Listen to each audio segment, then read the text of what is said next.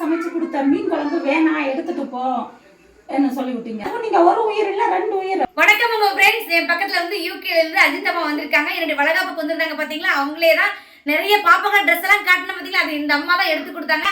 அந்த அம்மாவை தான் இந்த அம்மா வந்திருக்காங்க. ரொம்ப ரொம்ப சந்தோஷமா இருக்கு. அன்னைக்கு வந்து பாப்பாக்கு வேண்டது கொடுத்தாங்க. இன்னைக்கு வந்து பொங்கலுக்கு சீலாவுக்காக ட்ரெஸ் கொண்டு வந்திருக்கோம். பாத்தீங்களா அம்மாவோட வாய்ஸ் எப்படி கடின்னு இருக்கா. ரொம்ப சந்தோஷமா.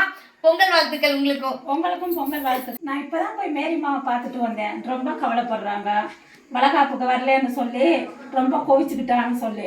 அம்மாட்டெல்லாம் கோவிக்க கூடாது. அம்மாவுக்கு நீங்க ஒரே பொண்ணு தானே, என்னதான் செஞ்சாலும் அவங்க அம்மா.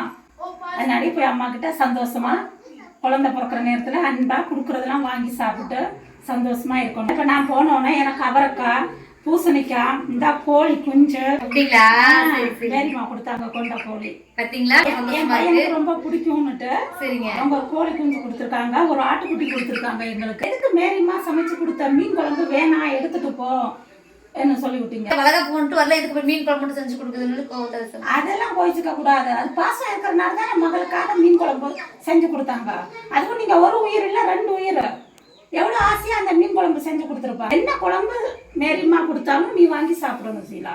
சரி, ட்ரெஸ் எனக்கு பாப்பாக்கு எடுத்து கொடுத்தாங்க. இப்போ வந்து எனக்கு ஒரு ட்ரெஸ் எடுத்து கொடுத்துட்டு போனாங்க. எனக்கு அதுவே சந்தோஷம்.